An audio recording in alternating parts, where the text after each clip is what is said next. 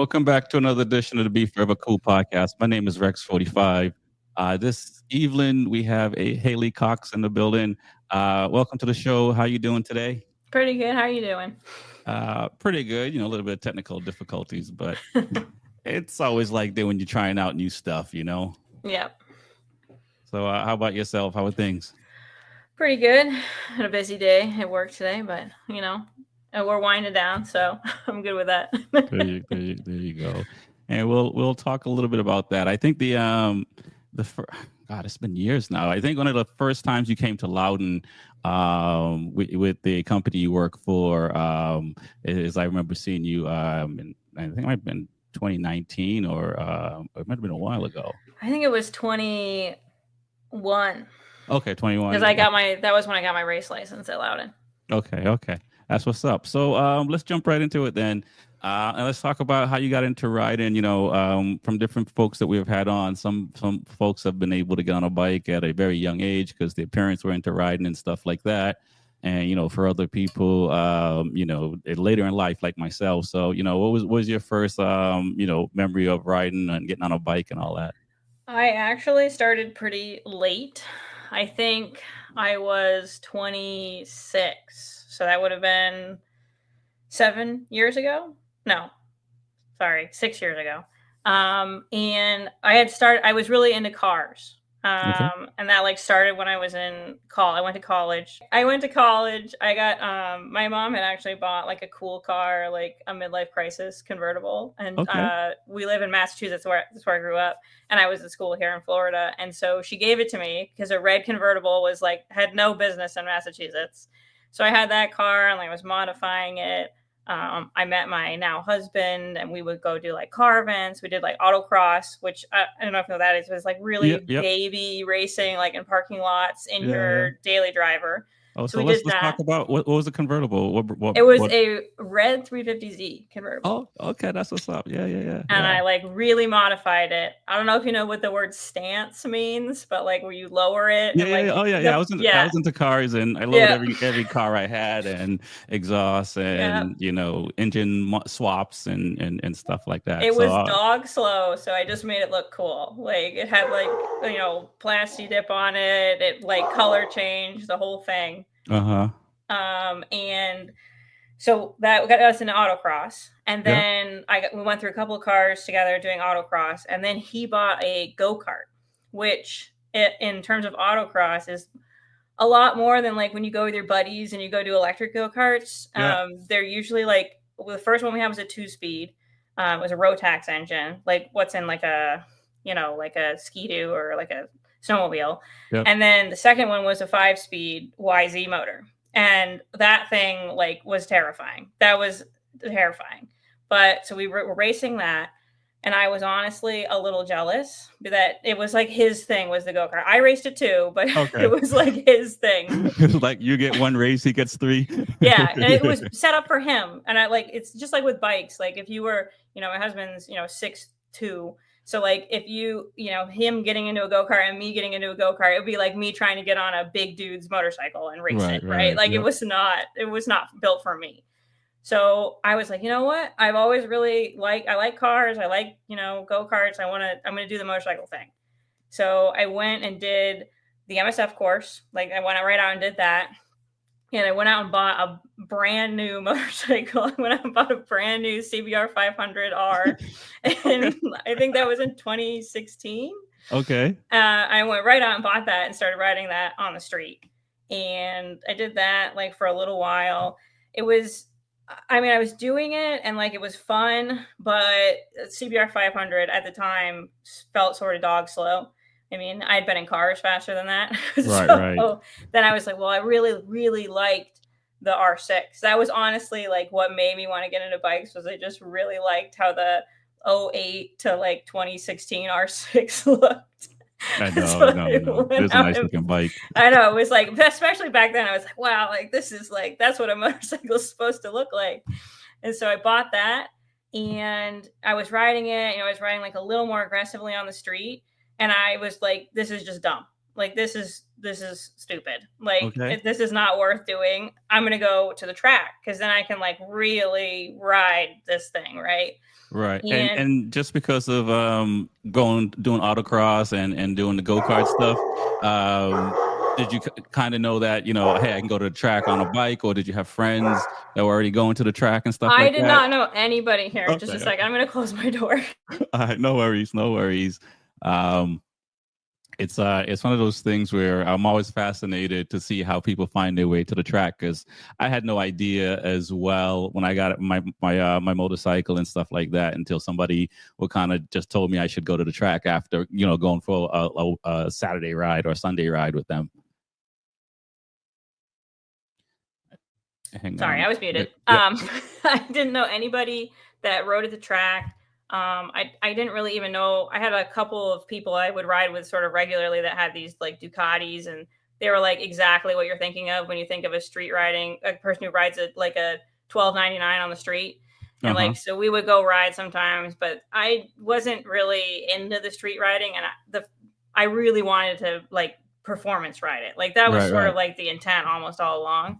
And the idea that I could go to the track and, pay whatever the fee was and just ride what in my mind felt like all day, right? Because with autocross, you get to drive for like 50 seconds, like 3 times. And then you have to like work, and you have to like volunteer and like work the course, and you also have to pay. So like the idea that I could just pay and then go ride all day, what felt like all day, was like, that was very attractive. So yeah, I got going into that, and then it just really escalated rapidly out of control at that point once we got to the racetrack. So now when you say rapidly out of control, as far as prepping to get to the track, or once you got to the track, it was like, I'm all in. I was like, I really did not want to ride on the street anymore, like at all. Gotcha. At that point, I actually never rode that first R6 at the track. I got into a ZX10. Okay. And that was the very first bike I ever took to the track. I had a 2012 ZX10, non-ABS. Yeah. So that was a lot of bike. You have a need for speed, or you just like like the big motors? I think when I had the R6, I was street riding still, and it was really wildly uncomfortable.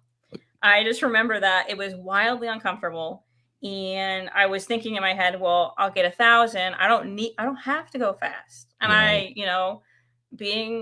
was older, I was in my late 20s, and I was a woman, and I'm like, I'm not going to go out there and like just noon it to the sky and like, get in trouble. So right. I was like, well, I can probably handle 1,000.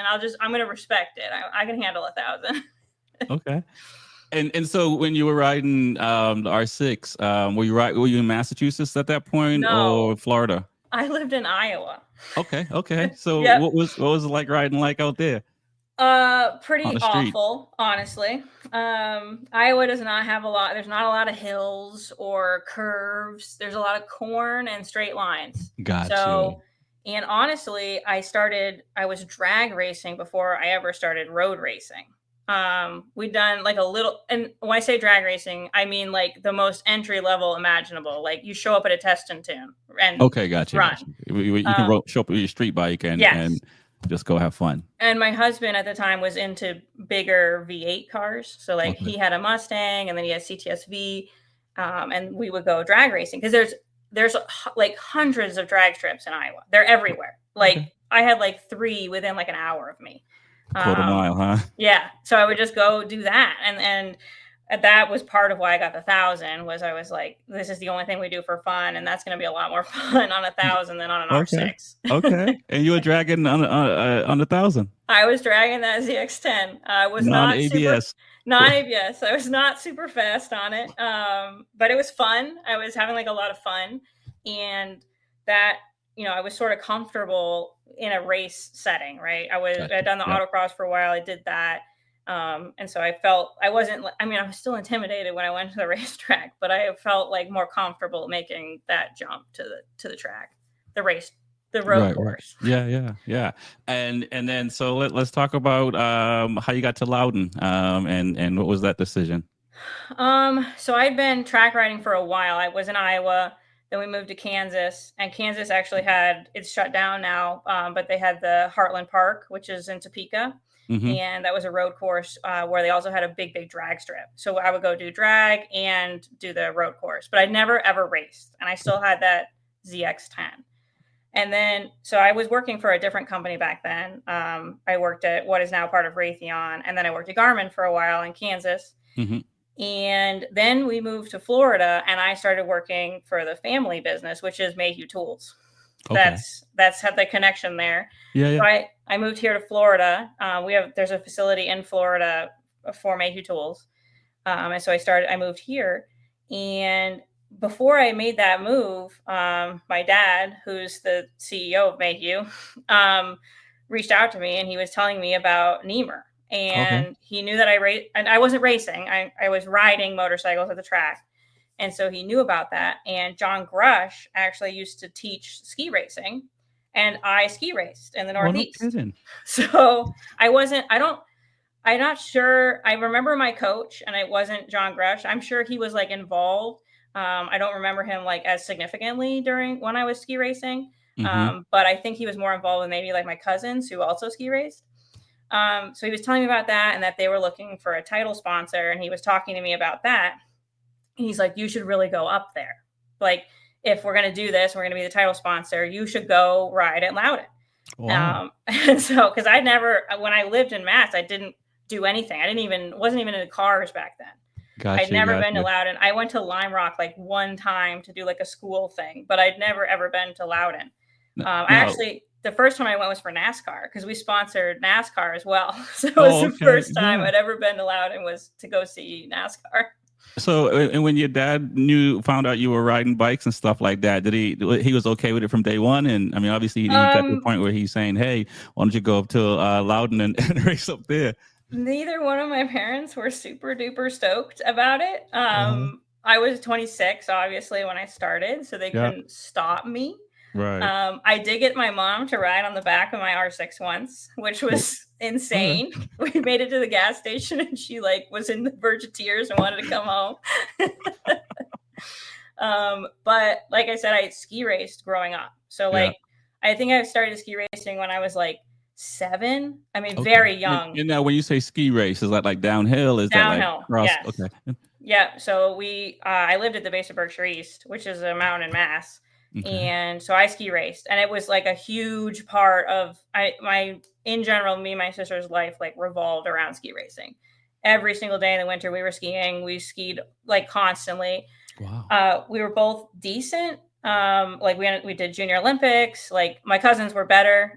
They went on to pursue further with skiing, but we skied pretty seriously all the way up through high school.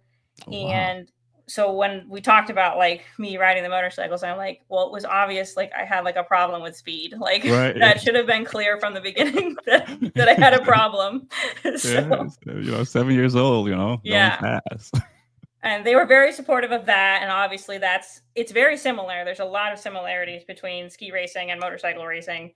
But I was you were okay with that. That was sort of a high risk activity. This isn't really that different. It's all about, being skillful and practicing and everything else. So nice. And so between the family business, you came up to Loudon, and you've already gone to other tracks. So what was your experience coming to Loudon, going through the course, the Penguin School, and I don't know how long because I think in 21, I started going up and down East Coast for doing Azra CCS. Mm-hmm. So I did between Neymar and Azra CCS, I did 21 rounds that year. What was your experience getting to Loudon and the track itself? I had been really spoiled with a lot of really nice racetracks. My home track in Iowa was Black Hawk Farms, which is a pretty small track. Yeah, I've been there. And then I did Road America. That was my second track day, was Road America. So it was kind of it's hard to hold a candle to that at that point. Yep. Especially on that ZX10. That was wild for a second track day. And I'd actually, before I moved to Florida, I had done Hallett for the first time. Okay. So I'd done Hastings, Black Hawk, Autobahn in Chicago, and I'd done Hallett. And in general, Hallett has like a reputation in the central part of the country as being one of the most difficult, a similar reputation to Loudon, right? Very, It's very technical. challenging, very technical, very bumpy. The surface is really challenging. And there's, for the Midwest, a lot of elevation. Yeah. Okay. So I'd actually just done that, and I'd gone with a group of folks who were like, hell bent that this was like the worst track that they'd ever been to. Like, it was dangerous, like it wasn't safe. Yeah. And then I got to Loudon, and I'm like, this is the hardest, bumpiest, most technical track I've ever been on. I'd never done a super speedway track either. I had not done Homestead yet or Daytona. Okay. So that, I just remember I had my R6 at that point. I had a 2017 R6, and it was stock. It was totally stock. And I just remember going up that hill the first time. I think that's 3. Turn 3 to 4. Yeah, as you're coming like up the hill, and I like my whole, like I could feel my teeth in my jaw as I come like up over the speedway, and then coming back down in that same spot. What is that, like 8, 9, 10 over there? Yeah. Oh my gosh! I just remember I did the Penguin School, and I just remember they're like, you just have to stand up. No one had ever told me to stand. I was like, are we going off road? Like, stand up. I was like, oh my God. And did that help a little? It did. I got used to it pretty quickly. It was a lot though. I think at that point I had not wrecked yet. Okay. I was very brave.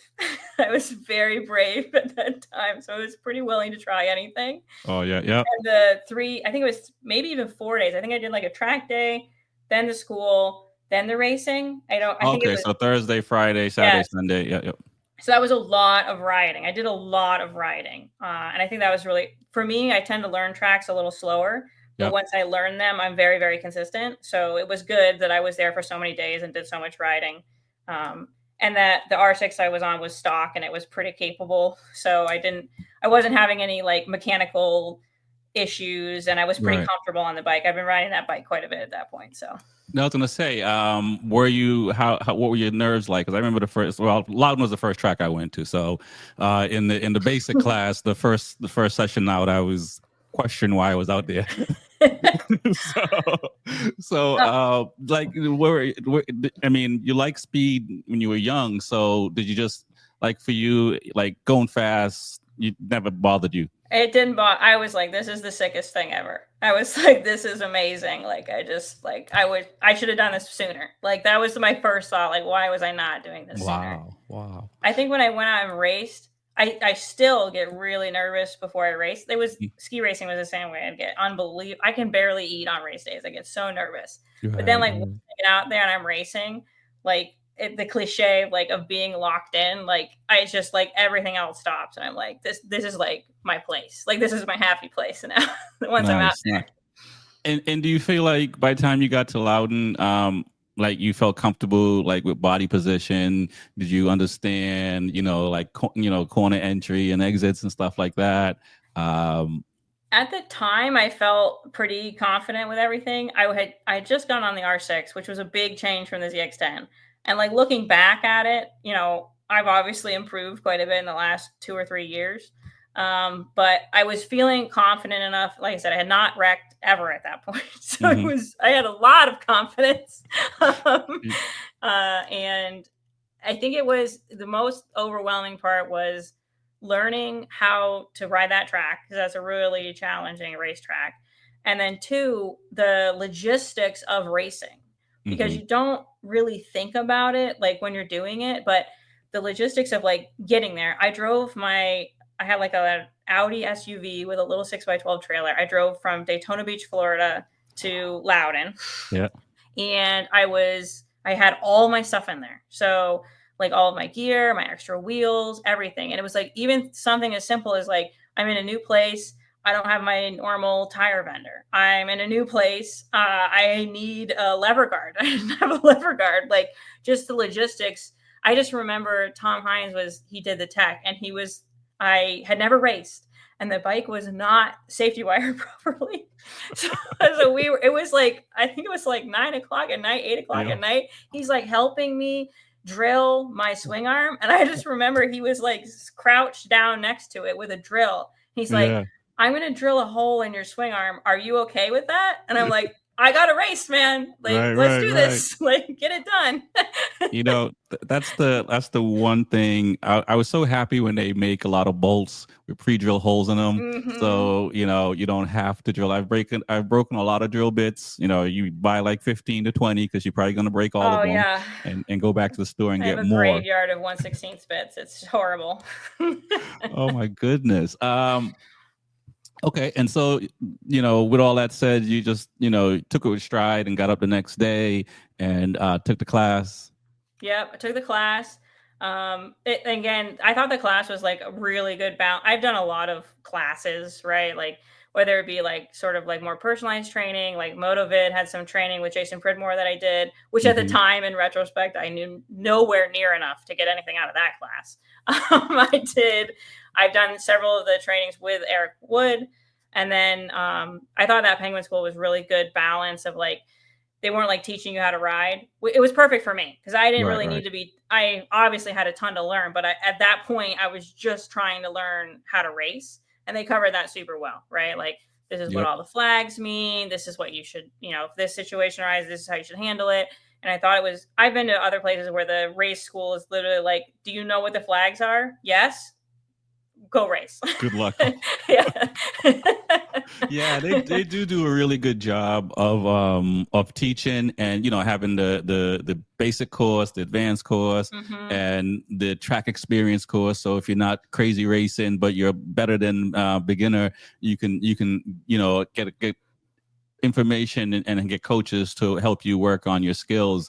And I find that riding at Loudon and learning to ride at Loudon and to race at Loudon, I should say, it makes you quick when you go to a lot of other tracks. For me, I definitely, maybe because it's less technical, and there's not a wall at turn 3. There's certain things, you don't feel like you're going to hit. Go ahead. If you're like comfortable flying into turn 1 at Loudon, turn 1 at Homestead's a cakewalk, right? Yeah, exactly. Like it's the same thing, but flatter. And if you can go up the hill at Loudon, like, I have never experienced a turn like with a scarier like wall, like backwards hairpin uphill thing going on. So like any other turn is just a cakewalk in comparison. Yeah, and the fast guys, they go deep into turn 3 too, right? So that's even like, I think the only place I've ever been that had anything even remotely like that was PBIR Palm Beach, and they shut that down, right? And they had that back straight. I don't remember what the corner number was, but that back straight.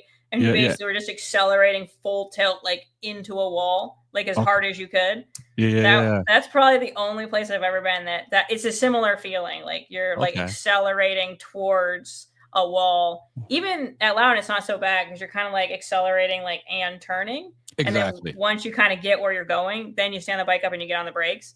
But man, that feeling is, if you can accomplish that and like be comfortable, like being that hard on the brakes, like facing a wall, like that's pretty good. Exactly. It's very hard to get the brain to override and brake later. I'm still working on it. It's a tough one. That's a tough one. So now, so after your first race weekend, it was just like, it's a no-brainer. You're just going to keep racing after that point.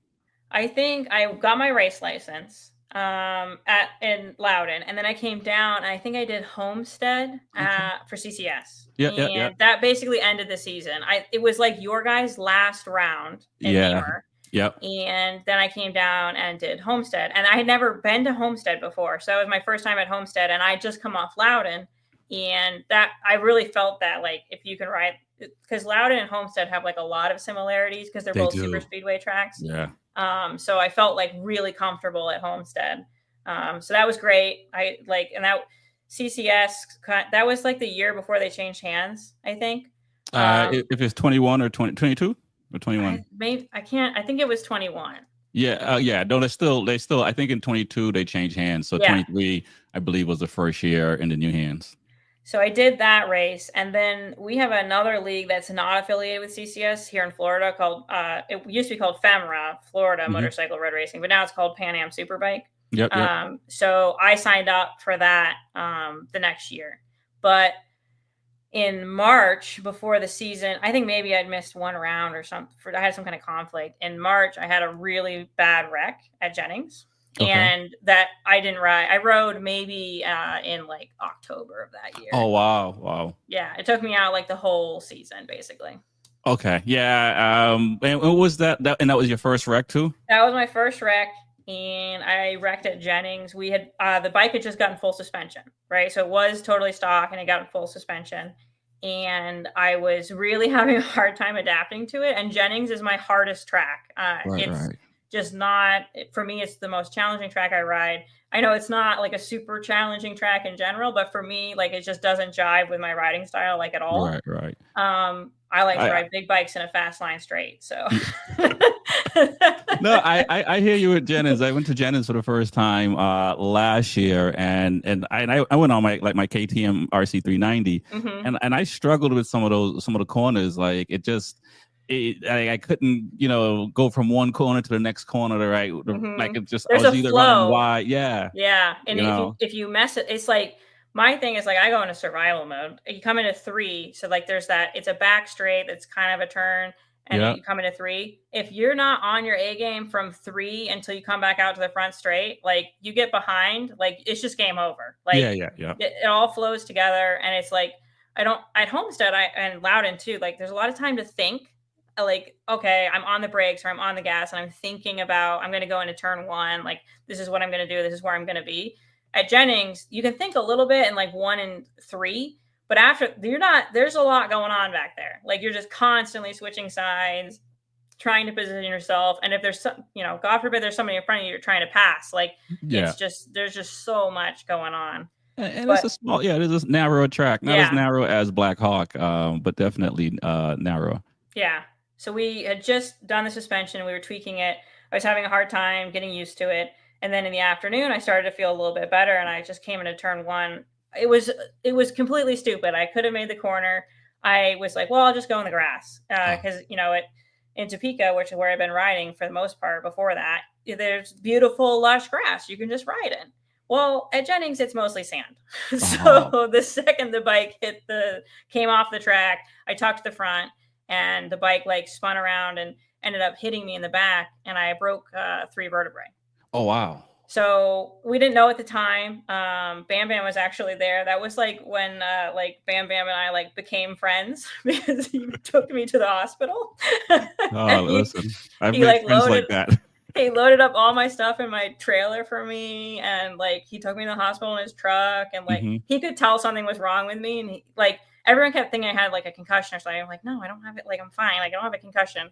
But he's like, you should really go get checked out. And like, yeah. So he took me there, and like my husband and my dad had to drive up because it's a Jennings and I live about 3 hours away from there. Okay. Yeah. So they had to drive up, and like he had like Bam had like taken care of all my stuff and like packed it all up. And I told my husband, I was like, just come to the hospital. He's like, well, what about your stuff? And I'm like, it's already, my car's out there parked with all my stuff in it. You just got to get here and we'll drive home.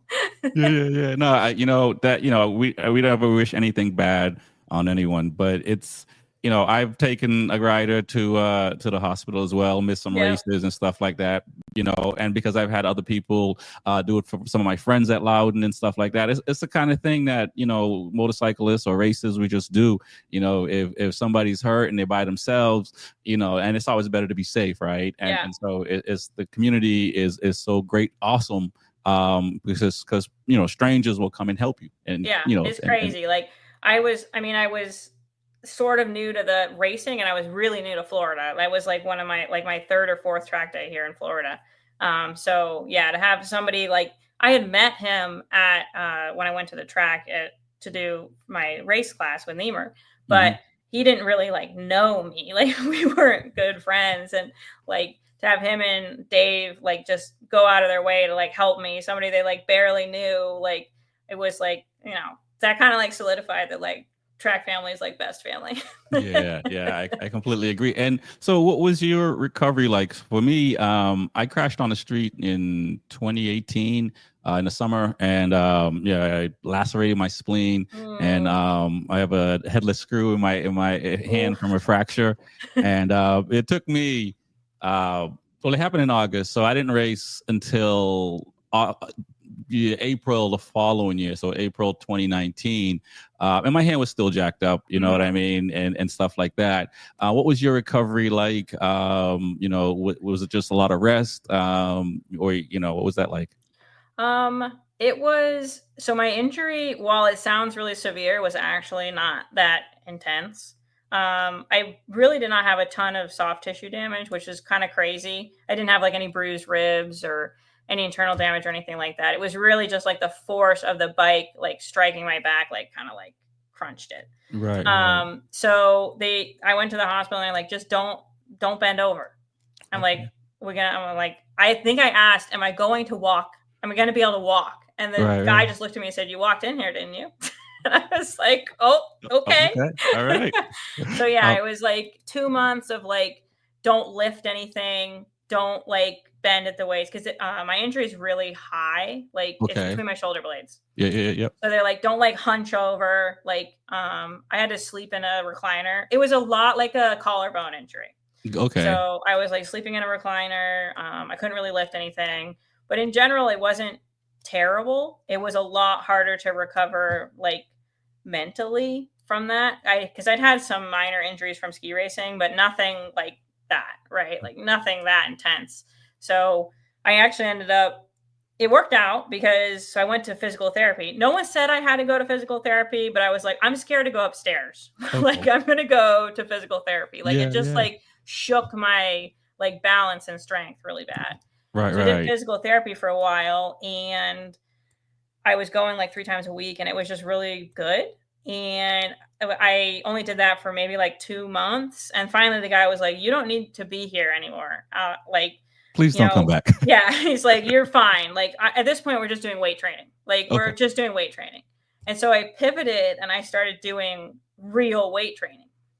So that got me into powerlifting. Okay. Wow. So like it ended up working out because now I can lift like quadruple what I could before the injury. So, and it keeps me like active because I find if I don't stretch or work out or exercise, like it actually hurts more. So I'm really about like keeping it really active and moving. So it worked out. That's interesting. I did a little bit of physical therapy on my hand. But like, having, my belly cut open, and having staples and stuff like that, I really couldn't move. And like, I was in the hospital for 9 days. And then after that, I really couldn't sit up, really couldn't do things. So once the staples is out and I could exercise, like I do sit ups every day still. And that's like, so many years ago. And it's just one of those things now. It's just like, I got to do them. It's something mental that's just kind of like, if I stop, I might not feel right or whatever the case may be. And so I feel you as far as like, all of a sudden just jumping into a, workout to, make sure you're fit and even better, for lack of a better word. And honestly, like as bad as it sounds, at least now if I go work out, I go and I pick up 300 pounds. If I'm sore the next day, it's because I picked up 300 pounds, not because my back hurts. It's because I picked up 300 pounds yesterday. So even that, like just mentally, like it's better, right? I'd rather be getting stronger and feeling stronger than just like lounging around doing nothing and also feeling bad. At least now I feel bad and I got stronger. So exactly. Now you mentioned that, it was more mental to get back on the bike. So did you feel like you took more time off than you wanted to? And then what was the thing that to say, hey, you know what, let me jump on the bike and get back out here? So the bike was actually almost not damaged at all. The only thing it did is it folded. There was like a tab on the back of the tight tails subframe. It folded that and it needed all new body work that Reese had to redo. But besides that, it really did not need any work at all. So the bike was ready to ride almost immediately, which was not the case in my second wreck. The bike held it up a long time on the second wreck. But I didn't know. I was like, it almost felt like I didn't know how to restart. I was like, I crashed. When I crashed, I was like frustrated, right? Because I was riding and I wasn't riding the way I wanted to ride.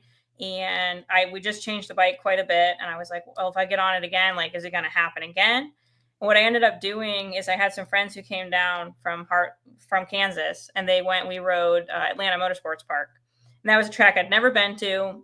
It was some buddies who didn't race. So I went and I just like This will be like a no expectations, like Right. just go have fun with my friends, and I get to ride. And I'll just ride. I think I rode like intermediate group, and I was just like, I'm just gonna go out and I'm gonna ride.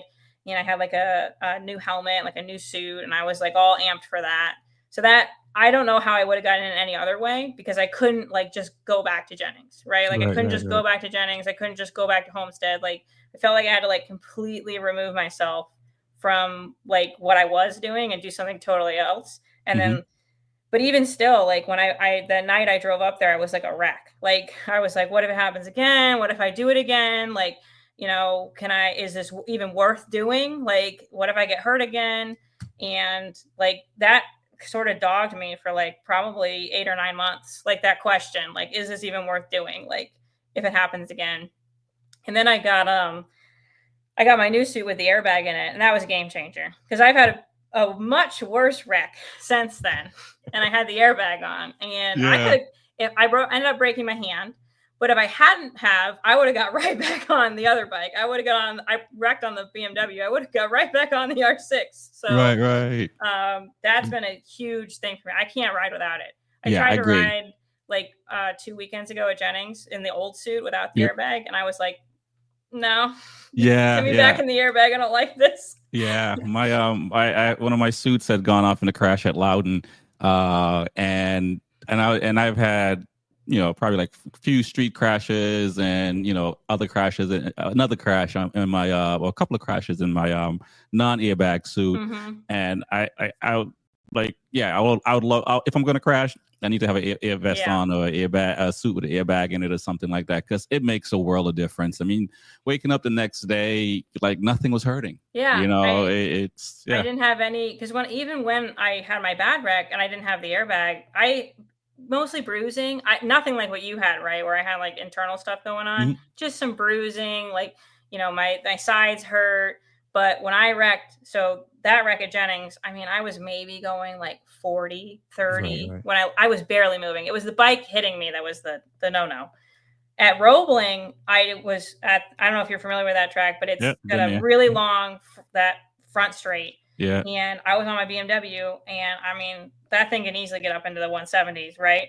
And I was in sixth gear, and I tried to go down into fifth, and it went into neutral. Oh wow. And I was just totally not, I was trying to pass a guy on the inside in a race going into turn one. And I'd already started to get into position to go like for the pass. So it was already not where I wanted to be on the racetrack. I was on the brakes, trying to go from sixth to fifth, goes into neutral. I admittedly just sort of freaked out. I was like, oh gosh, this is not good. And then I kept trying to get the gear, and it finally started like clicking. And I'm like, oh my God, it's going to find third, and the bike's going to launch me to the moon. So I just freaked out even more. I'm just like grabbing all the brake, just trying to get it slowed down and turned. And so, I mean, I think I left the racetrack going 70, 80. Oh Like, wow. I did not get slowed down very much. And I just came off and just hand first, and my airbag deployed. And I'd broken my back like a year and a half before that. Like, it hadn't been very long. And I just remember my buddy was in the race with me, and he's like, I came back around, and you were just standing over your bike, like crouched, like in the low ready position. And I just remember standing up, and I'm like, am I hurt? Did I hurt myself? Like, and I was just like hovering over it. And he's like, I knew you were okay, because you look like the Michelin Man. Like, you were all puffed up. Right. But yeah, that airbag was like a game changer. I didn't even think anything was wrong until like I went to help the guy like push the bike onto the trailer, and like my left hand was just not like doing what it was supposed to do. Like I couldn't Got you. Wow. anything. But that was it. It was a tiny little break in my left hand. That was the only injury I had. Yeah, and that's just, I mean, after my crashes, I was trying to reflect on, what could I have done different? Could I have done something different with my body in real time to avoid, hurting myself, kind of thing? So how was that for you the second time? And did anyone say hang it up, or they just knew you're going to get right back on?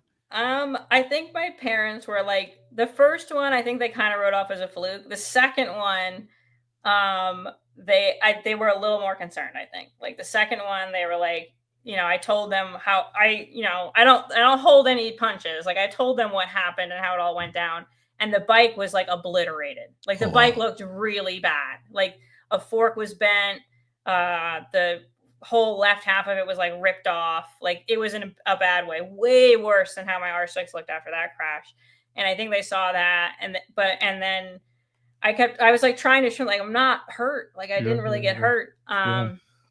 So I think that one scared them more. They didn't like that one. I had to talk my way through that one a lot more. I had to talk my way through the first one.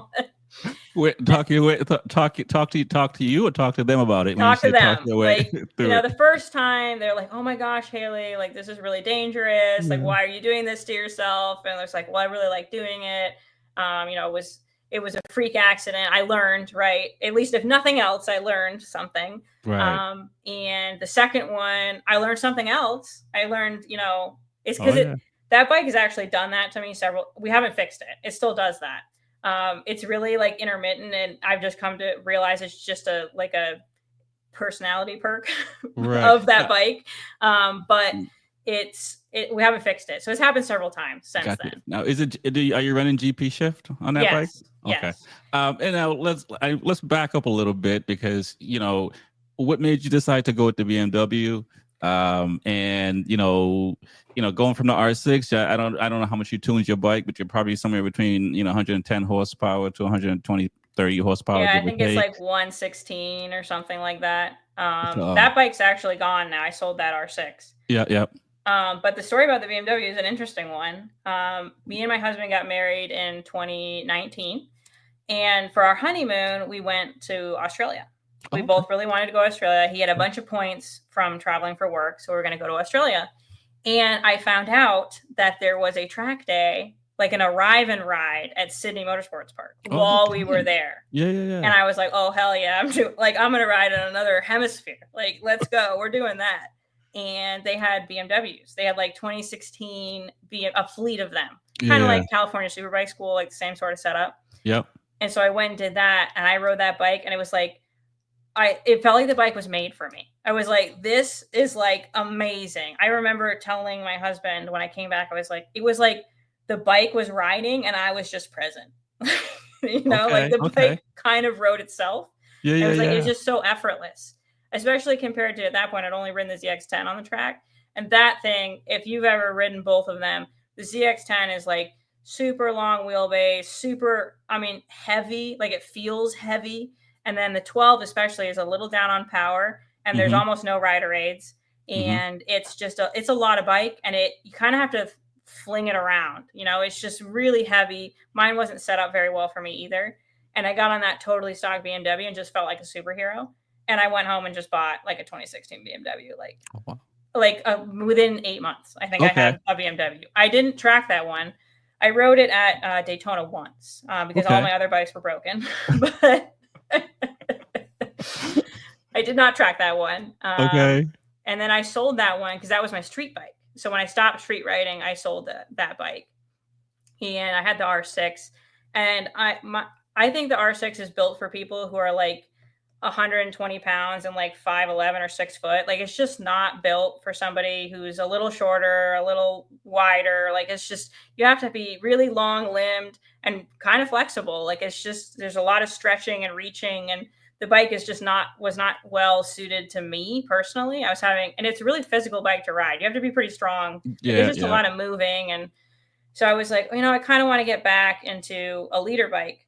And my buddy actually here in Daytona, who runs a race shop here, he has an S1000. And I was like, well, it's the best leader bike. In my opinion, it's the best leader bike. So if you're going to buy a leader bike, you might as well buy the best, right? So I went out and bought a brand new, it's the second brand new bike I've ever bought. The first one being that CBR 500 way back.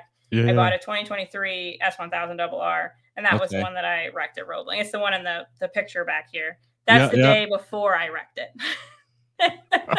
Oh man, I mean, some people may argue about the best leader bike. I am a Ducati guy, even though I race a Yamaha RC and a KTM RC390. But it's very interesting. I do see a lot of people jumping on the BMW and saying it's really easier to ride than the R6. It is really, really easy to ride. I feel like, especially in today's age, where a lot of the bikes make so much power. I mean, that ZX10 I had maybe made like 160, 170, maybe. And this BMW easily makes 200, right? Right. So you got a lot more power. At Homestead, this last 2 weekends ago, I can very easily get the front to come up every exit, and I can get the rear to spin and squirm and squeal every exit. Like, it's just, and then the bike just sort of effortlessly, I mean, you feel like a superhero riding it. Like, it just sort of effortlessly like does this for you. And you just, as long as you don't do anything really stupid, like the bike's going to kind of take care of you.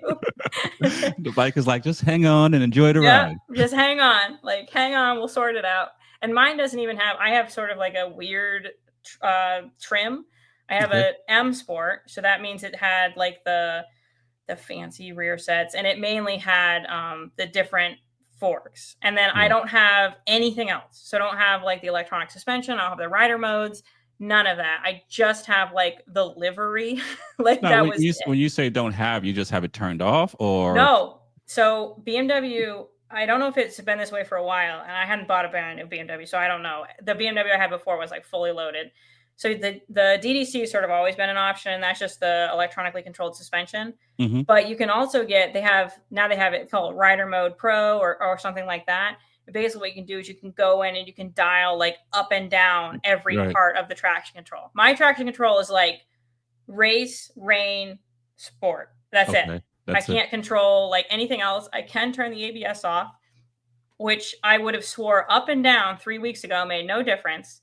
But after we were at Homestead and I turned it off, it made a big difference. So I now ride without it. So it was coming on, but you probably didn't even notice it, right? Well, so I guess what was happening, in retrospect, I'm an engineer, so I should have figured this out, but I didn't. They're linked brakes. So the front and the rear are linked together. Now, that doesn't sound like inherently like a bad thing, like, whatever, right? But the problem is, if you have that rear load as you're coming into the entrance, it basically doesn't allow the bike to get all the way on the nose, and you can't get that like carve feeling as you enter the corner. The bike is just entering the corner super flat.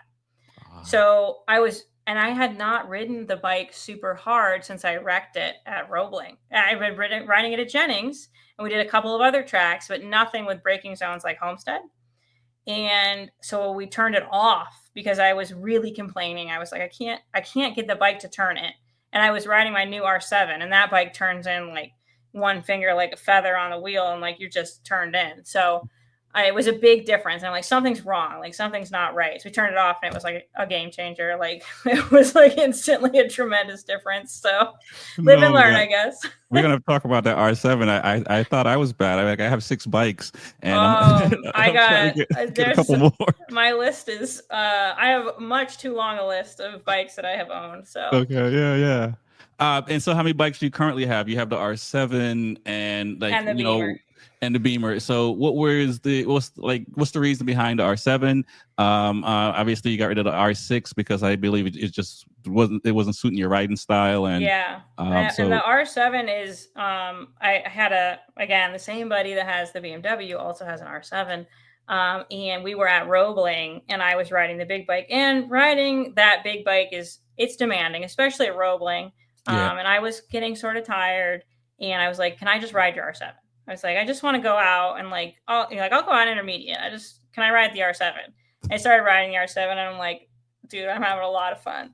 Like, I'm having a lot of fun. I'd never ridden a bike that small at the track. The smallest bike was the R6. Okay. So I rode that. I'm like, this is a ton of fun. Like, I'm not, especially with the big bikes, you get a lot of like speed anxiety.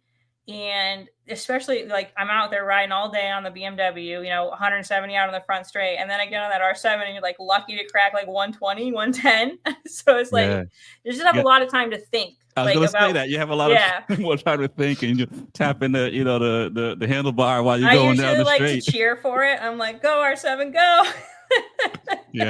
My RC390 is slower than that, but I barely get to like 105, 109, I think, and it's the same thing. It's just a lot, you got a lot of time to think.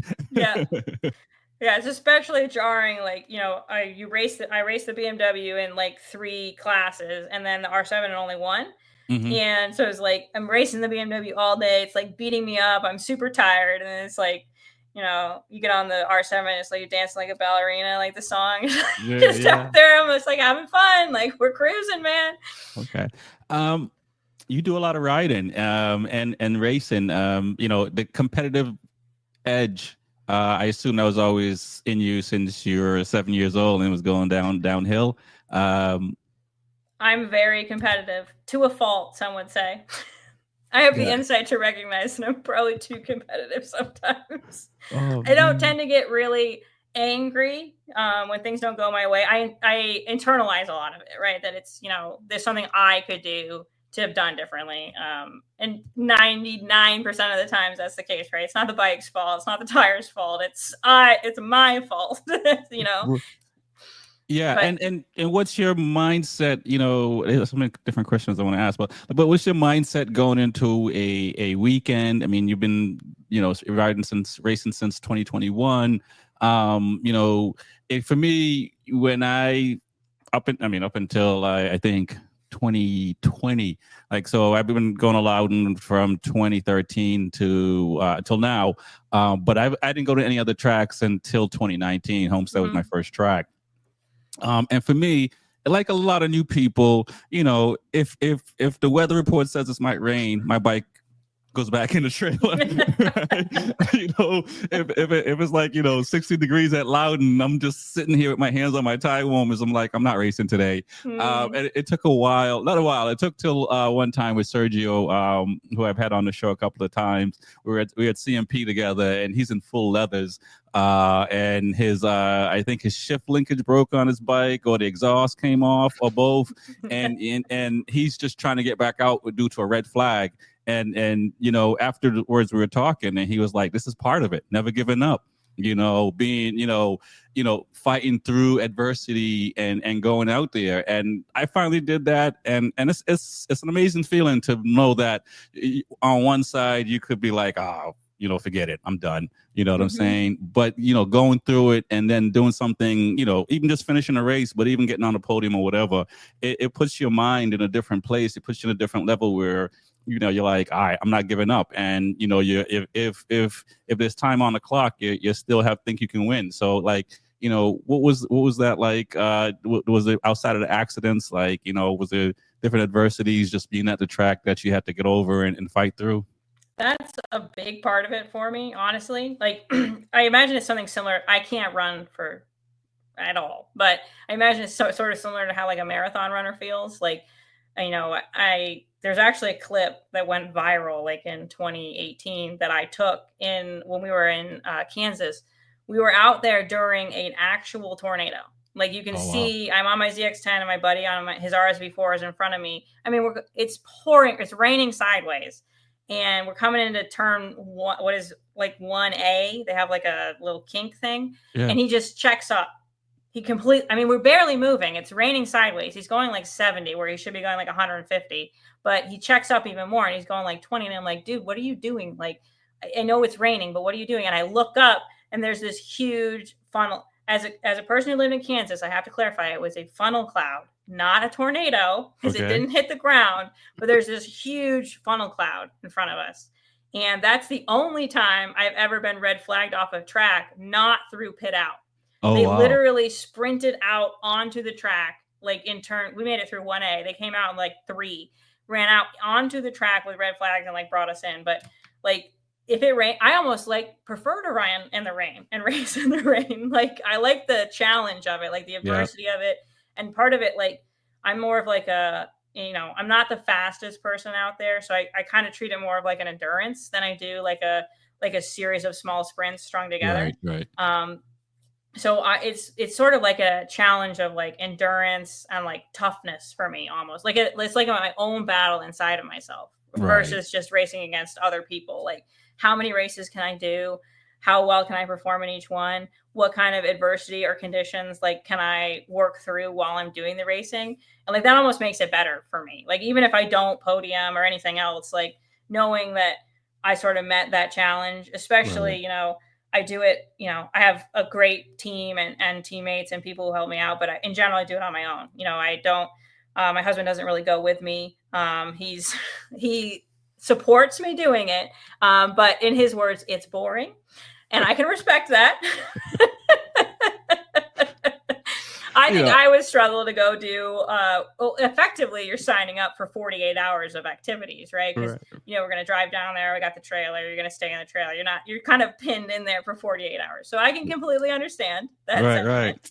But yeah, that sort of like adds to it for me. Like that whole, I'm out there, I'm doing it, sort of doing it on my own, like going my own way. And I'm doing all these races, especially like, I mean, it's like the greatest feeling in the world when a guy comes up to you and he's like, I saw you in like every race this weekend. I don't know how you did it, but literally every race I saw one of the two bikes. Like they always recognize me because the bikes they're done identically. It's like, I did not see a race you were not in. I'm like, there were plenty I weren't in, but I like to hear the sentiment. Nice. Well, that's a good segue because I was going to say, the elephant in the room. What is it like, being a female at the track and doing that many races? And it sounds from our conversation so far, it sounds like, it's been a wonderful experience, but, I'll let you, tell me if I'm right or wrong. In general, it's a great experience. Everyone is unbelievably friendly. Especially, more times than not, people are more stoked that I'm a girl and I'm there. It's very exciting. When I went to Australia, like those guys, like were just beside themselves with excitement. There's an American here and she's a woman. Like they were like so excited. And the same sort of thing, like, in general, anywhere I go, I think sometimes people are like a little intimidated. I think I maybe give off that aura too. They're like a little intimidated and they don't really want to come up and talk to me. But in general, like once they're like, oh, like she's chill, they're like really excited that a woman's there and like she's taking it really seriously and like treating, that this is a thing that she's going to invest a bunch of time into and really take seriously. So it's been like a fantastic experience from that perspective. I mean, occasionally you'll run into people. I mean, I think it's been referred to as the ponytail effect. I did have a guy come up to me and say, I'm sorry about that really sketchy pass in 1A, but you passed me coming onto the front straight and I saw the ponytail and I saw red.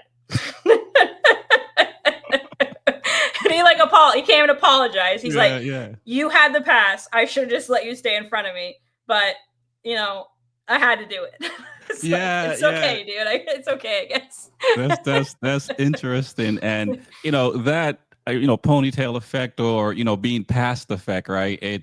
It kind of, when, because that's happened to me in the past and I crashed the next lap trying to chase some people down that passed me and there was no ponytail, but, it was just kind of like, there's something that maybe it's seeing red. And I crashed because I wasn't thinking. Like I probably wasn't even hanging off the bike like I was supposed to going into turn 3 because I just got on the gas and low sided.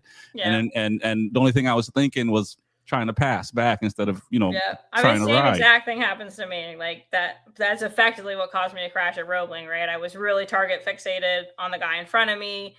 All of my mental energy was just trying to pass this guy. And when something went wrong, I had I was task saturated, right? I had no more to give. So I couldn't address the issue, right? So it happens, right? It happens. I think some people are a little more triggered by the ponytail than others. But like I said, like that's only happened to me one time.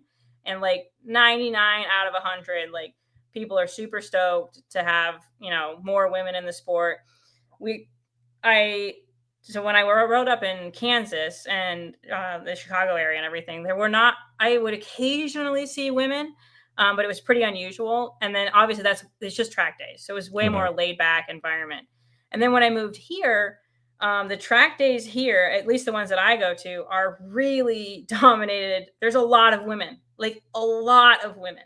Okay. It's a sort of crazy. I don't really know why. I don't know what the difference. I don't know if it's like nationwide that's happening, but there's I think the last track day I did it with Southern Track Days. I think there was 14 women out of 65 people. So that's a lot of girls. The racing it ebbs and flows. This year, there was really only 2 of us that like went to most of the regular races. But, CCS, I mean, Nîmes, you guys have quite a few women that race. So I think it's becoming more common. I do think a lot of women struggle. I don't have kids personally. I could imagine if I did, that would be a struggle, right? Like I'd have to choose, this is something I still want to do, knowing that I have like somebody who relies on me. And like, when I broke my back, like my husband just took care of me. I didn't have to take care of like a baby, right? I have a dog, right. I don't have to take care of a baby. I imagine that might make it more challenging, especially for women who are like sort of my age, to want to go out. If you're older and your kids are grown, or you're younger and you don't have kids yet, that's probably sort of like ideal. But I can definitely see, especially at my age now, like that it would be a struggle to want it and to dedicate all that time. I mean, I know even a lot of guys who are dads really struggle to dedicate that amount of time to doing it, because it's a lot of weekends. It's a lot of, if you're going to take it really seriously, it's a lot of time on the bike. It's a lot of money. It's just a big investment in seat time and everything else. And that can be hard when you've got kids. Yeah, I completely agree. I was fortunate because normally I would do Loudon rounds, and then a pandemic happened and I had a lot of vacation time. So that 2021, I was able to do, those 2021 rounds. Mm-hmm. But after that, it was like, we're not going to do that every year. Yeah. Because the responsibilities do slow you down from getting to the track. And like you said, if, at the end of 2021, I felt the most comfortable on the bike. I was pretty much, riding almost every other week at the track and stuff like that. And now, I relocated to Florida last August. So I didn't really get a lot of riding time last year. I didn't realize. I knew you were doing the Nîmes stuff. I didn't realize you were down here with me now. Oh, yeah. I'm down this way now. So I'm hoping to do Jennings. And I did Jennings last year, track day. So I'm hoping to do a lot of that coming up this year and stuff like that, and get to more of the tracks down here. But like, so, for me, even this round, so this year I did the Pan American Series. I think that's where I saw you most this year. Mm-hmm. Going to NOLA and Talladega. And NOLA round was rough, man. Yeah. I've never been more afraid for my life than when I had to sit on my BMW and hold the freaking canopy down because the storm was going to just drag me and the motorcycle away. At one point I was like, guys, I'm just scared. I'm gonna go sit in the trailer. It was pretty wild. It was pretty wild. But so I think next year I'm hoping to do 10 rounds if everything goes well. But that's hopefully we get 10 rounds. I don't. Wow. Well, yeah. So for me, I'm gonna be cherry picking. I'm picking all the tracks. Okay. I think I don't blame you. I don't blame you. Yeah, I think between Wera, Nîmes, Azra. I'm gonna just pick tracks on a race set, and because I don't have the time to. I don't know if I will. Well, my daughter plays tennis, and is one of the reasons I'm down here, and stuff like that. So she's gonna be doing a lot of tournaments and whatnot. So I'm gonna be living around her schedule. So it is what it is. I'm not complaining. I still get to at least get 10 rounds, but it's nice when you can get on a bike a lot. And, if you're fortunate, and it seems like this year, let's talk about that a little bit too. It seems like this year you did a lot of riding, and you got all those plaques in the back. So let's talk about like how many rounds you this year and how many races were you doing in a weekend? So when the season started, I knew I was going to miss Barber. I knew I had a work trip, I think, or something planned. So I knew I was going to miss Barber. And then the BMW wasn't even rebuilt for round one. I was on the R6 and I was not doing great mentally from the wreck still. I think that was maybe like the second or third time I'd ridden since the wreck, and my hand had been my hand was all good. But I had not done a lot of riding. So I did that, and that was just sort of rough. It was rough, right? I tried to ride up in the thousands, and then I rode the 600s a little. It rained. I think it rained really bad that weekend.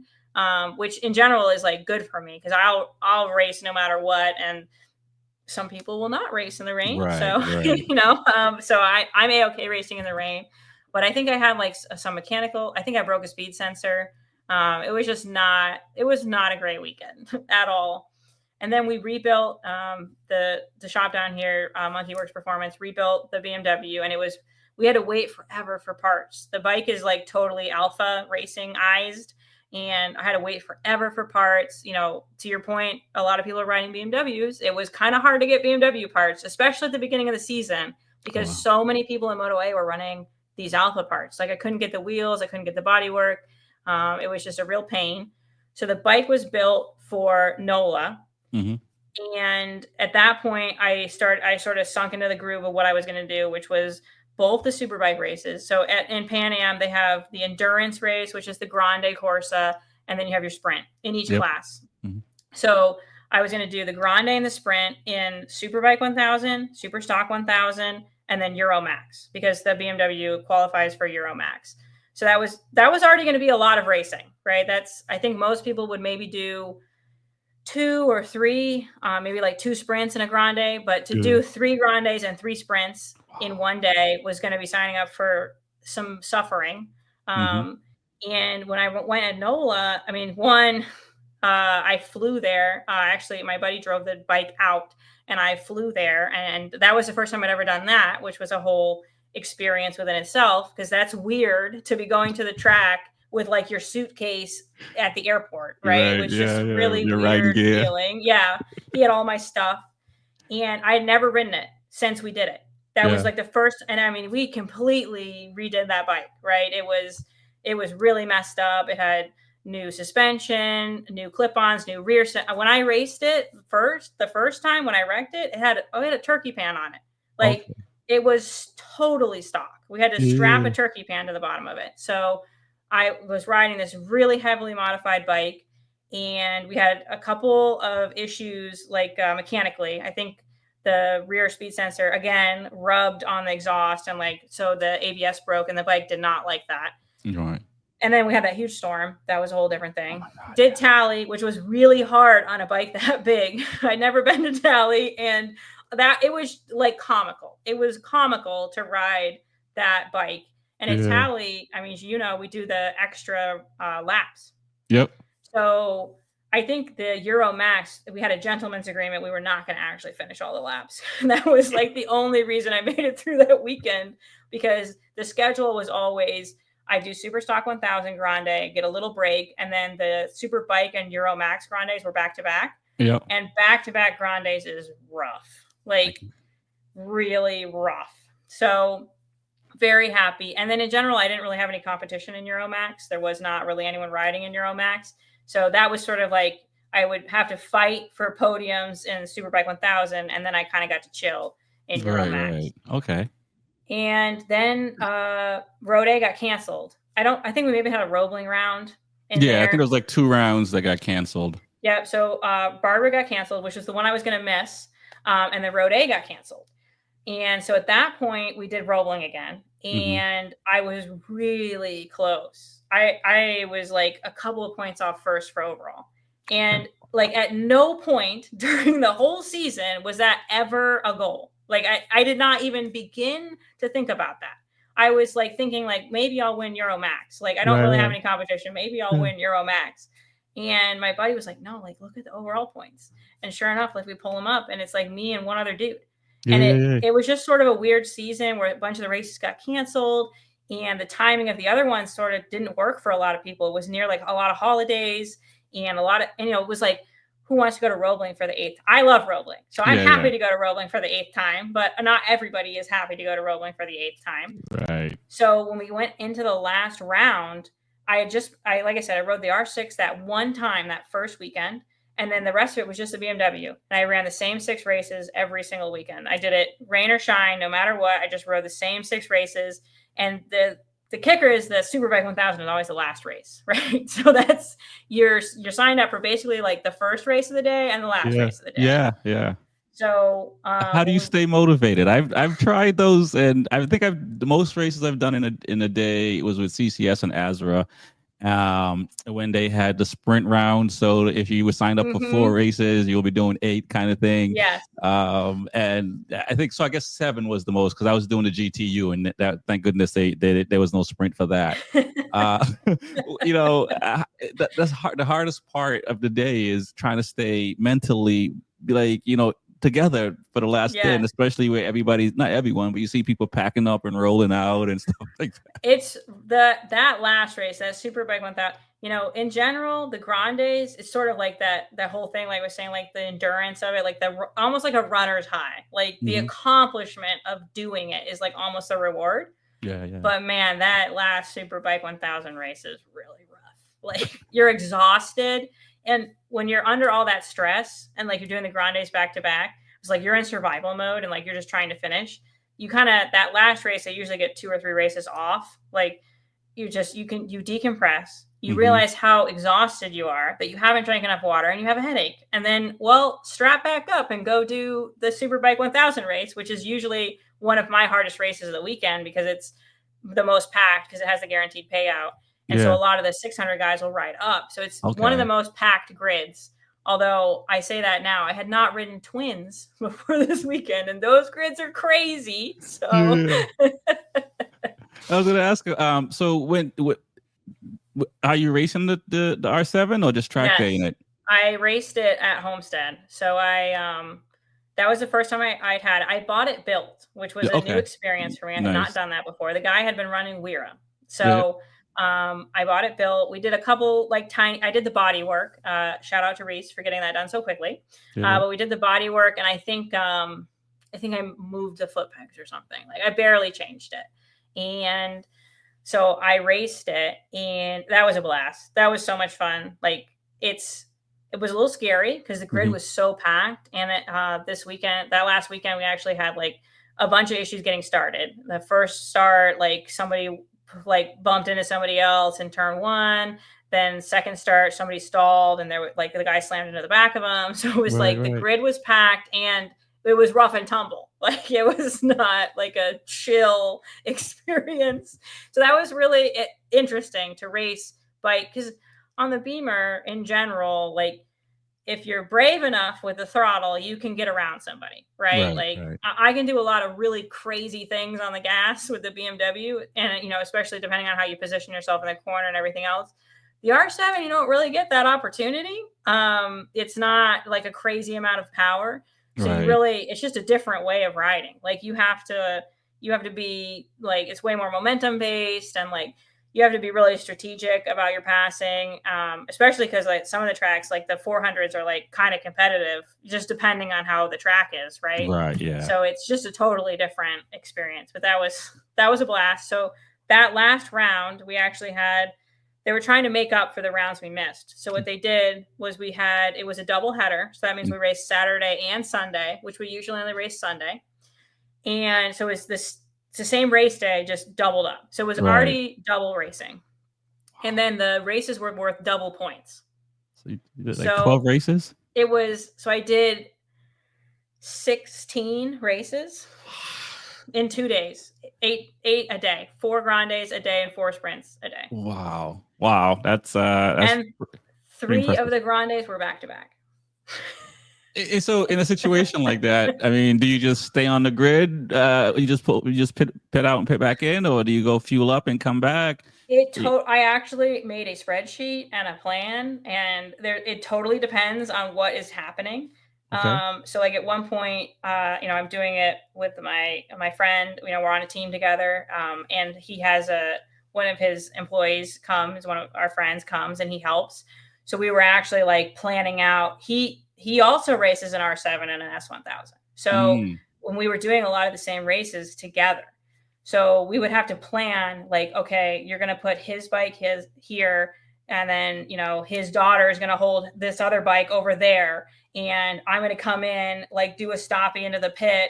She's going to rip the transponder off of one bike and put it on the other. And then, Jordan's going to help him with his bike. Like we had to plan it all out. He had to do a tire change at one point, and like we had to ask for relief to do a tire change in between the Grandes, which gave me a little break. I could get some water. Right. But yeah, you have to plan it all out. At Roebling, we have to do it at the pit. or Okay. at the hot pit. So we Yeah. actually, someone has to push the bike up and do that. At Homestead, we can get away with just kind of pulling in front of the garages, Yeah. Yeah. because you'd kind of have to go that way anyway. Right. But yeah, it's very methodically planned, especially the tires, because if you're gonna, it was like, I think I posted, I did 144 race laps at race pace Yeah. in 2 days. So you're talking about 72 laps a day, and 3/4 of those are on the big bike. So you're asking a rear tire to do 50, 60 laps at full race pace at Homestead, which it's like a drag. It's like 4 drag strips tied together. So it's Yep. just all gas, all gas, all brake, all the time. So yeah, that was a All the lot to ask of a tire. yeah.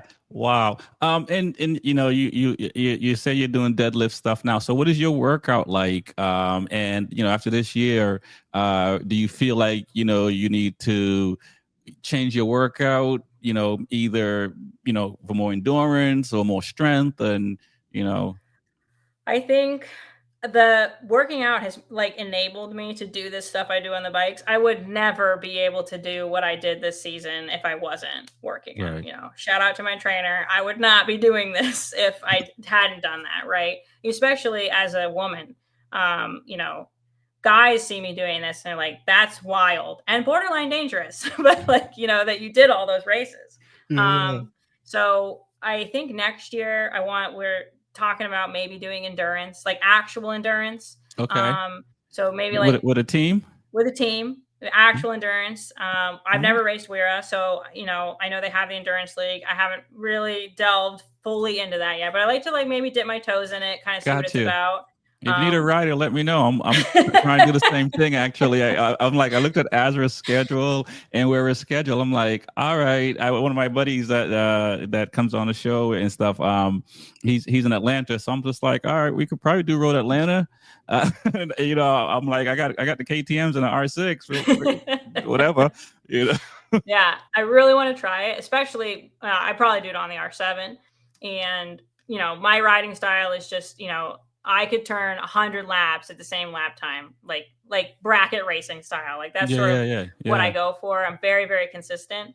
So I feel like endurance would be great for me, right? Because it would be like where I shine. Like I could turn a boatload of laps just at the same exact lap time, just over and over and over again. So especially on the R7, it's just less, I can't imagine endurance racing on the BMW. I mean, I kind of do it, right? I did 3 run days in a row, but I can't really imagine like actually doing endurance racing on the BMW. It's just, that's a lot. After 3, I'm physically and mentally drained. So right. And now when you say do the endurance races, doing it by yourself or doing it with a team?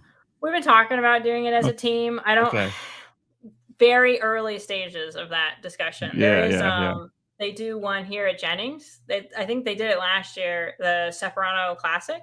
Okay. And it's little bikes only. So the Twins is the biggest class. So we're talking about maybe doing that this year, with a small team. I think that would be pretty fun. So get a chance to try out the tires in that sort of environment too.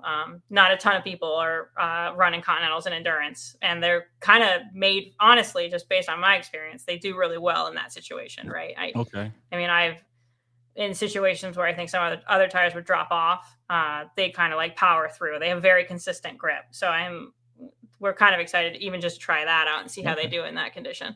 Nice. Well, I could talk about motorcycle stuff all day. But at some point we got to end the show. Let's talk about your sponsors, and I know you're part of the family business. Let's talk about that and how people can find them, and what you guys are doing and stuff like that.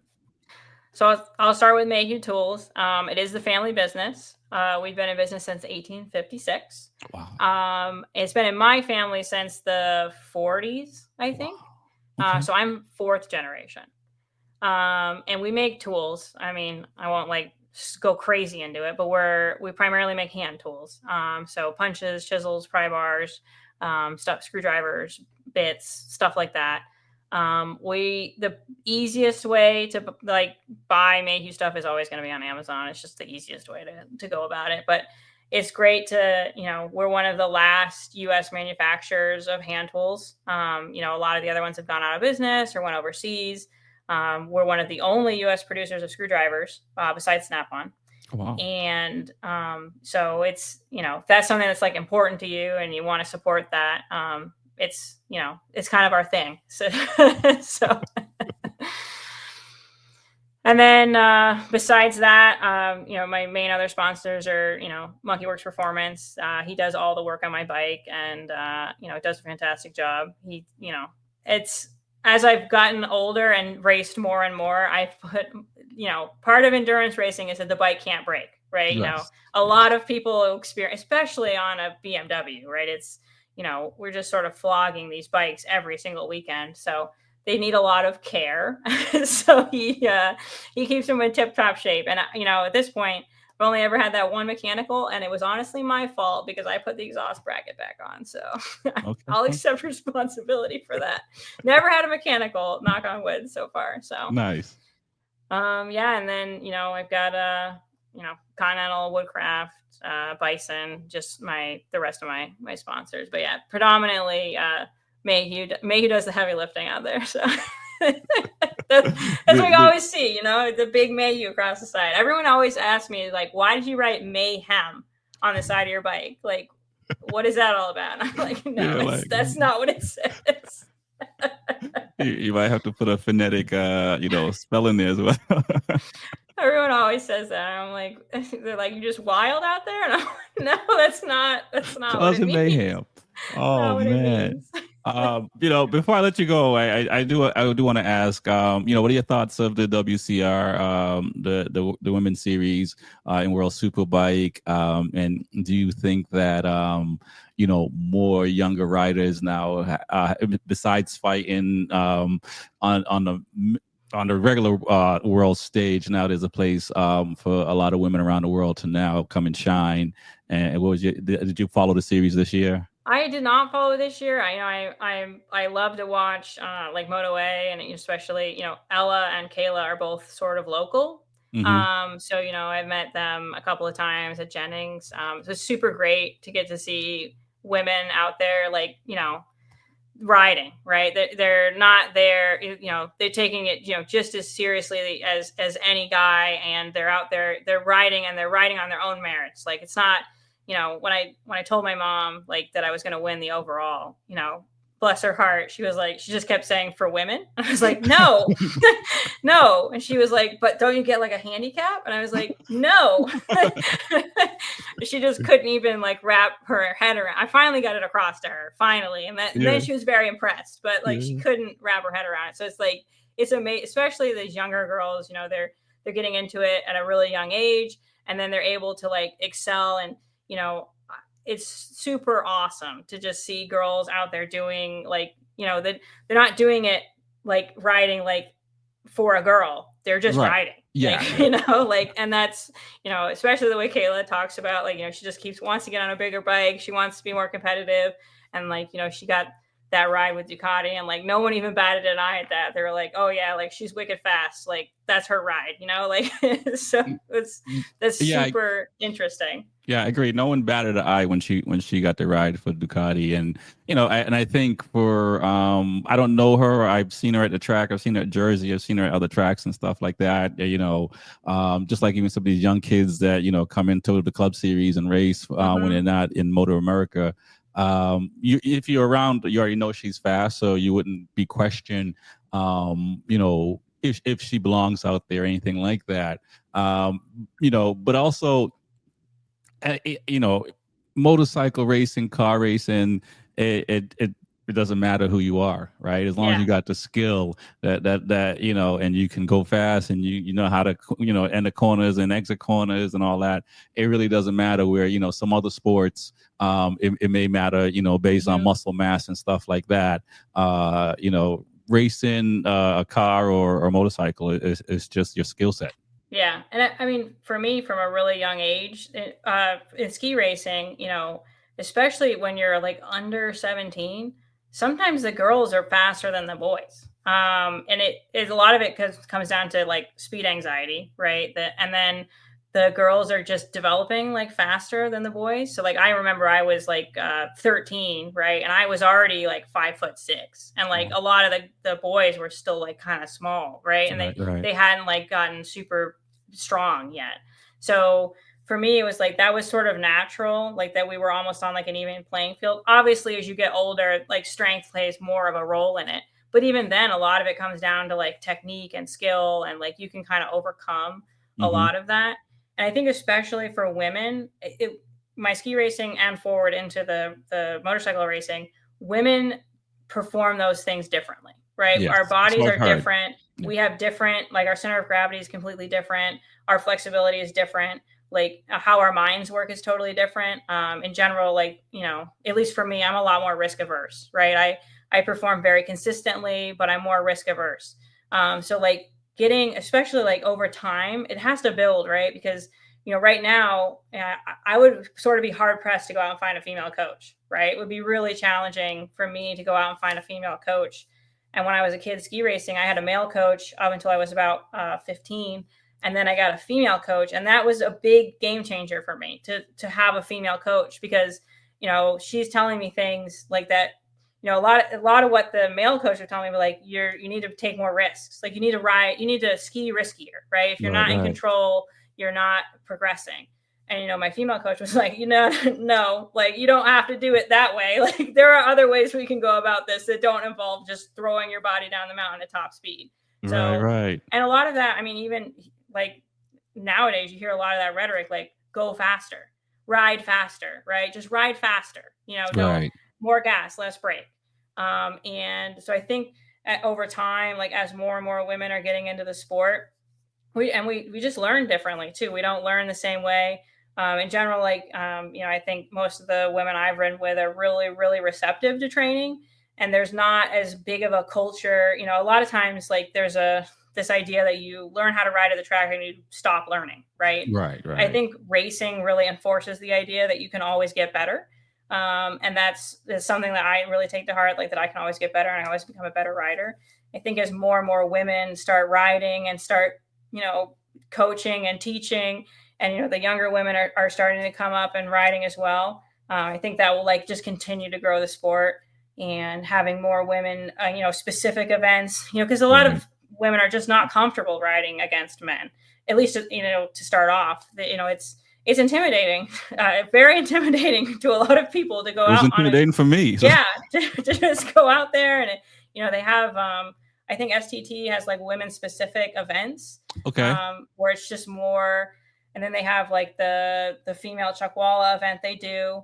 I think those are great because, you know, not everybody wants to just jump out there and start, you know, racing with 40 other guys, right? It can be hard to make that jump, especially if you're not super comfortable with it. So I think anything that gets more women involved in it, because people come from all different places, right? Maybe they're not ready to start, you know, racing or just going to track days. And if an event like that gets a woman involved in it who might not otherwise, you know, maybe she'll find that she really, really likes it. I think in general, it's sort of the opportunity that they're, you know, if you don't even have the opportunity, or you don't even think you have the opportunity, it keeps a lot of women out of riding, versus no matter, you know, sometimes you just have to meet them where they are. Like, even if it's something like, you know, just an all female track day, you know, if it gets more women in the sport, and, you know, maybe from there, that's a jumping platform, you know, she gets into something, you know, she starts racing, she does more regular track days, like, you know, just got to meet folks where they are sometimes.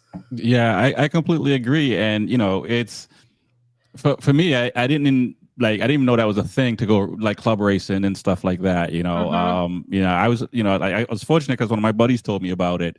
But I would have probably had a bike for a while and not pay attention. So, you know, it's almost, you know, it's not, I don't want to say commercialized, but it's not in the mainstream to easily be like, oh, this is going on, that kind of thing is happening. So it's this is what's happening this weekend in your area. Like, you know, it's like it's clubbing that's happening in the area, but not racing. You know, and that's the hardest part, because I think the information about motorcycle culture, motorcycle, you know, club riding, club racing, all that, I don't think it's out to the general public the way it should be. Because I think there's a lot, you know, and like even one of the guys that's on the show that I sold my one of my R6 to, he didn't know about it either. He just, his friend, I knew his friend, and they came to my house and they were just looking at the race bike. And I'm like, yeah, you can go racing and all this stuff. And, the next summer they came up to Loudon, that kind of thing. And he was street riding for like 9-10 years before that. So, that I think that's the hardest part about the motorcycle community, the awareness of, the accessibility to go to the track and stuff like that, and where you can do things. It's not, it's not it's not available, readily available. I think a lot of folks, at least my experience, like as an outsider before I started doing any racing, a lot of like small local racing is like kind of like rough and tumble, kind of like, I'm thinking about like dirt oval track racing, right? Yeah. Like if that was your only experience, like going with your dad one night in like 1995 to a dirt oval track, and the dude got out and like started slugging the other guy like in the middle of the oval track, like, and you're like, motorcycle racing, like, I don't want to get punched, like, right. That's sort of your experience with it. Like it might seem like really foreign, but then it's like, it couldn't be like further from that, right? It's almost just like an extension of like street riding. It's like, it's like people who are like, wow, street riding is like kind of dangerous, and I kind of want to like, enjoy my motorcycle like in a controlled environment. Like that's the group you're riding with, not necessarily the guys who like want to like kick you like as they're trying to pass you or something. I completely agree. Well, I'm going to stop it there. I want to thank you for coming on the show, because I can keep talking. I want to thank you for coming on the show. I really appreciate it. And I hope to see you at a racetrack pretty soon. Yeah, thanks for having me. And find me at one of those Pan Am. I'm going to try to do all the rounds this year. I'm not going to try to race as hard as I did this year, but I'm definitely going to try to make all the rounds. So. Okay, awesome. That's what's up, man. You got to add more trophies to your wall. I got to fill the whole wall all the way to the ceiling. So. Nice.